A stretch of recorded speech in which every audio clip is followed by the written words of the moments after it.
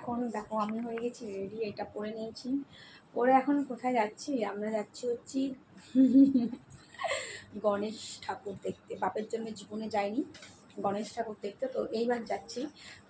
আমাদের কাকিনাড়ায় হয় প্রত্যেকবারই, তো কোনো বারই আমি মানে গণেশ পুজো কোথা থেকে আসে কোথা থেকে বেরিয়ে যায় সেটাই বুঝতে পারি না। তো যাওয়ার প্রসঙ্গ তো অনেক পরে, তো কোনো দিন যাইনি। তো তোমার দাদাকে এবার একটু বলতে পারো, আবদার করেই বললাম যে নিয়ে যাবে গণেশ ঠাকুর দেখতে। কোনোবার তো যায়নি, ও আসতে শুনে গণেশ ঠাকুর দেখতে বললাম হ্যাঁ। তো যাক খবর টবর নিয়ে নিয়েছি কোথায় কোথায় গণেশ ঠাকুর ভালো হয় কাকিনাড়াতে, তো সেখানে যাচ্ছি। আমি এই যে হয়ে গেছি রেডি, শান রেডি হচ্ছে, আর কিন্তু পরে উঠে ঘুমাচ্ছে।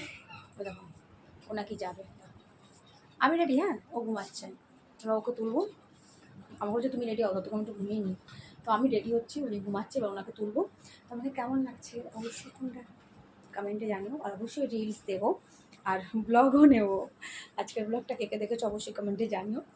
এখন চলো যাওয়া যাক আর ঘুরে আসি। গরু দেখো না, কই গেলি কই গেলি বলি, কই গেলি এই বলি। ও বুঝে গেছে যে আমরা যাবো, এই এই এই আমরা যে বেরোবো বুঝে গেছে সেটা। তো চলো যাওয়া যাক, যাই। তারপর তোমাদের সাথে ব্লগও নেবো আর অবশ্যই রিলসও শেয়ার করবো।